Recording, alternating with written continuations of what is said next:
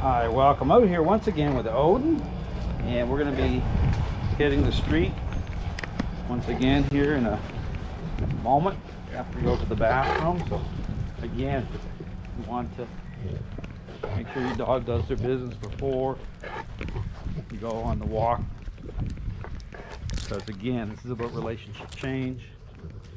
So I'll give him a moment here, see if he has to go. Same thing here, want light sniffing.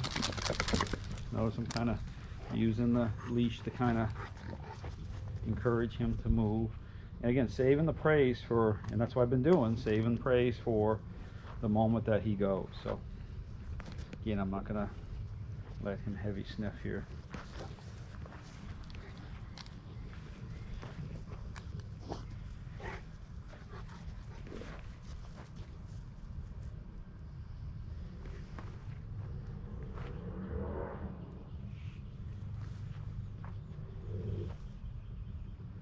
That's the thing. You want, again, you want light sniffing. You don't want licking the ground and craziness like that. You just want to, if that happens, just want to just a little nudge, just to keep the focus on. You want them to go, not investing that way. So circle him around here again.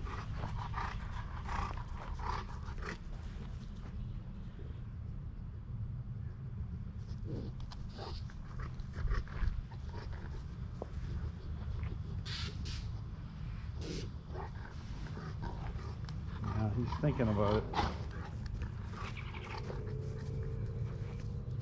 Good boy, good boy, good boy. See right there? And again, here he's starting to really express all his urine.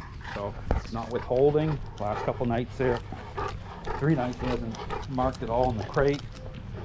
And he's starting to really go into better kind of REM sleep. And that's the other thing too. I'm saying with dogs holding level control, I think they never really settle. So he's starting to settle really well in the crate. No more express control that way. Still has moments again of, but again, just using a remote collar to get him to relax. So we're out here in the morning, so the sun hasn't had a chance to really heat up the pavement, but always check. So it's not hot at all, so that's great. So again, I'm going to walk him down the street here a little bit. Again, the focus is still on his mind. It's not on distance, even still. It's about how he's investing. So as I'm walking, I want him to focus on him. So same thing here. I feel that he's kind of trying to edge out in front. I'm going to get him back. Halt. Be patient. Get him to really, this is the thing, you want to almost like count to 20 to get a dog to kind of settle into the sit, relax before you step off again. So I'm going to step off here. Just fixating way down there.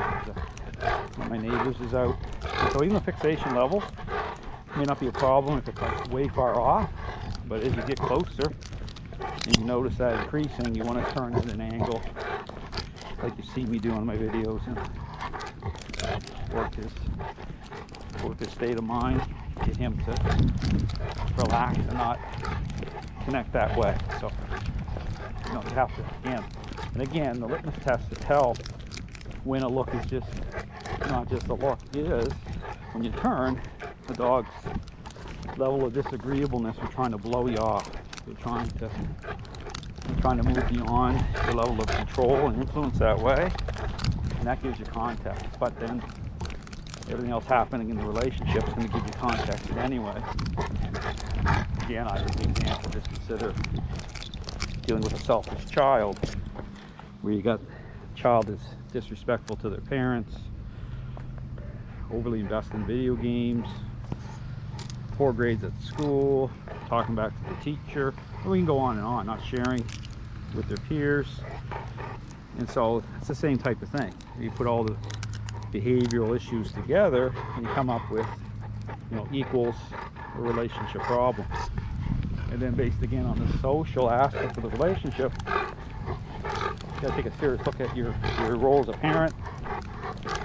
And then on top of that, they get in their airspace differently for a period of time until the child's attitude starts to improve. They understand what expectations are.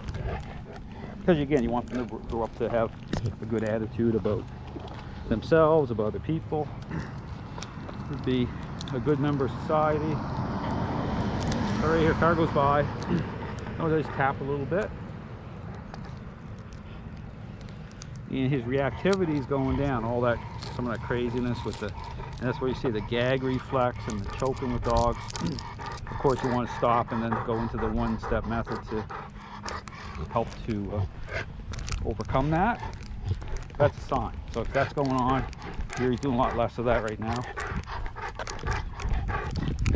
So we're gonna go a little further today. We're on week 2. And notice I'm just one-handing this. I'm just, again, tapping the leash just a bit. Again, I want him floating beside me. So that's the thing too. So as you're walking, you know, you have that feeling of kind of like they call the snowball effect. Is the dog trying to, no sleep in his eyes here. The dog trying to push out in front. If that's the case, if the nudging doesn't work, like in real time as you're walking, then come to a stop. Or if the dog starts to have a reaction with a lot of the choking and craziness, then same thing. I want to stop. So I have a neighbor out here. Put him into a sit. Good. Forward. Okay.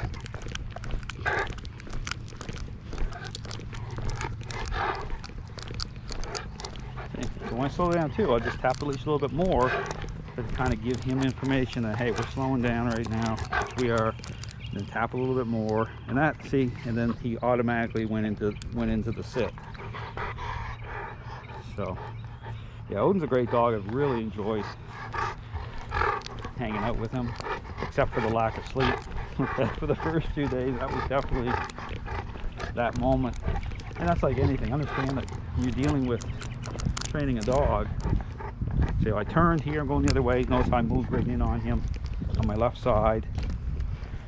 But with any dog, it's always that intensity is going to be the first initial few days.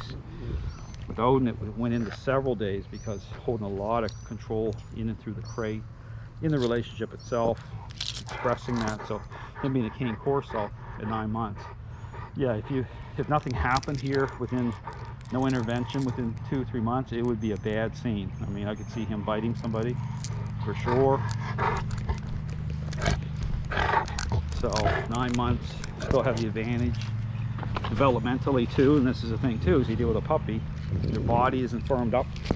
So even if they want to get nasty at a certain level, it's a little harder for them to follow through because you still have that advantage with their body still not being developed. So, you know, puppies are, you always have the advantage at the puppy level. When they get older, mature, and their body really firms up, and then kind of like watch out, because then you got problems here. We definitely want to use a muzzle. So here we're just hanging out. We're in the shade here. So we're just kind of taking a pause here. So just taking my time. I just want him to learn just to relax. Like I said, the thing about relationship is that it's not about, you know, what he can do, overstimulating him, things coming out. This is about relationship, being in harmony with. So, you know, his contentment comes through, you know, me connecting at that level.